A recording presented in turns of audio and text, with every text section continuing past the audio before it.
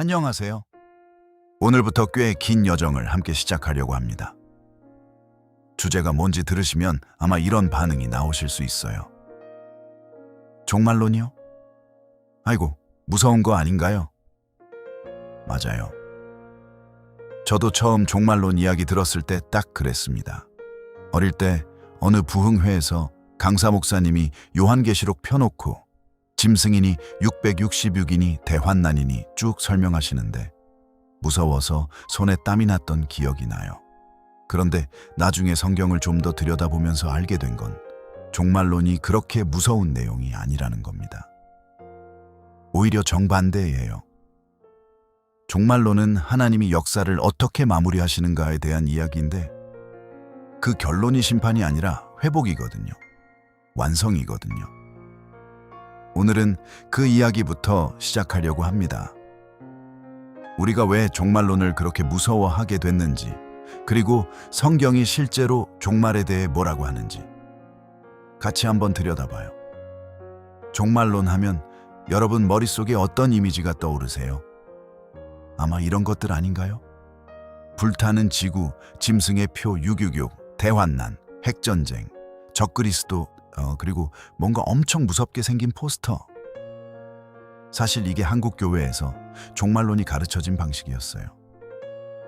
특히 1990년대에 1992년 10월 28일 휴거라는 게 한국 사회를 완전히 뒤흔들었죠. 기억하시는 분들 있으세요? 그날을 앞두고 직장을 그만두고 재산을 처분하고 심지어 임산부가 낙태를 했다는 이야기까지 있었습니다. 물론 그날 아무 일도 일어나지 않았고요. 그 이후로 한국 사회에서 종말론은 굉장히 부정적인 이미지를 갖게 됐습니다. 교회 안에서도 마찬가지예요. 종말론 조심해야 해. 이단들이 많이 써먹거든. 이런 반응이 생겼죠. 그런데 여기서 재미있는 게 있어요.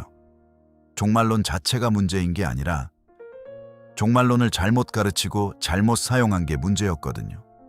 칼 자체는 나쁜 게 아닌데 누군가 칼을 잘못 사용한 것처럼요. 성경에서 종말론이 차지하는 비중이 얼마나 되는지 아세요? 구약 예언서의 상당 부분이 미래에 대한 예언이고 신약에서 예수님이 직접 종말에 대해 말씀하셨고 서신서들도 재림에 대한 내용이 가득하고 요한계시록 전체가 종말에 관한 책입니다. 성경 전체에서 종말 관련 구절이 얼마나 되는지 정확히 세기는 어렵지만 굉장히 많은 분량을 차지합니다. 하나님이 이걸 성경에 그렇게 많이 담아두셨는데 우리가 무서워서 안 보는 건 좀 아깝잖아요. 그래서 오늘부터 같이 봐보려는 겁니다. 자, 그러면 성경에서 종말이 뭘 의미하는지부터 같이 확인해봐요. 종말을 뜻하는 헬라어가 에스카톤입니다. 에스카토스는 마지막 끝이라는 뜻이에요. 그래서 종말론을 영어로 에스카톨로지라고 합니다. 그런데 이 끝이라는 단어의 뉘앙스가 중요해요. 우리가 끝이라고 하면 보통 뭔가 소멸되고 사라지는 이미지를 떠올리잖아요. 영화가 끝나면 화면이 꺼지는 것처럼요. 그런데 성경에서 종말은 소멸이 아니라 완성입니다. 비유를 하나 들어볼게요. 어린 시절에 퍼즐을 맞춰본 적 있으시죠? 500조각짜리 퍼즐이요. 처음에 조각들이 다 흩어져 있을 때는 어떤 그림인지 전혀 모르잖아요. 중간쯤 맞추다 보면 대략 뭔지 보이기 시작하고요. 그리고 마지막 조각을 딱 맞추면 그림이 완성되죠. 성경이 말하는 종말은 마지막 퍼즐 조각이 맞춰지는 그 순간입니다. 소멸이 아니라 완성이에요. 요한계시록 21장 5절에서 하나님이 이렇게 말씀하십니다. 보좌에 앉으신 이가 이르시되 보라 내가 만물을 새롭게 하노라. 만물을 없애노라가 아닙니다. 만물을 새롭게 하노라. 리셋이 아니라 리뉴얼이에요. 이사야 65장 17절도 봐요. 보라 내가 새 하늘과 새 땅을 창조하나니 이전 것은 기억되거나 마음에 생각나지 아니할 것이라. 새 하늘과 새 땅. 없어지는 게 아니라 새로워지는 겁니다. 종말론은 세상이 끝나는 이야기가 아니라 하나님이 이 세상을 어떻게 완성하시는가에 대한 이야기예요. 이렇게 보면 좀 덜 무섭죠? 그러면 우리가 왜 종말론을 알아야 할까요? 제가 3가지 이유를 말씀드리고 싶어요. 첫 번째 이유는 이겁니다. 지도가 있으면 길을 잃지 않아요. 우리가 지금 어디쯤 와 있는지 알면 어떻게 살아야 하는지가 보입니다. 종말론은 역사의 지도예요. 인류 역사가 어디서 시작됐고 지금 어디쯤 와 있고 어디로 향하고 있는지. 이걸 알면 내 삶의 방향이 달라집니다. 두 번째 이유는 이미 이루어진 예언들이 우리에게 확신을 줍니다. 오늘 이 시리즈 전체에서 가장 중요하게 다룰 부분인데요.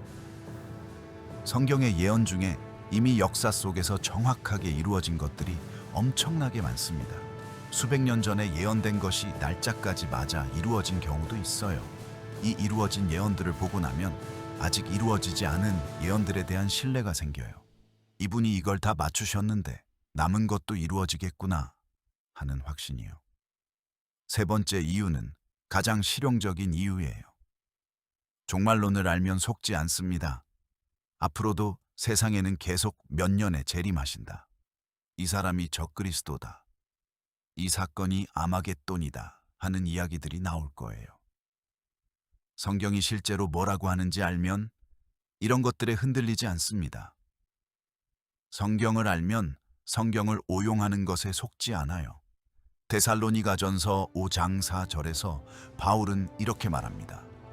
형제들아, 너희는 어둠에 있지 아니하매 그 날이 도둑같이 너희에게 임하지 못하리니.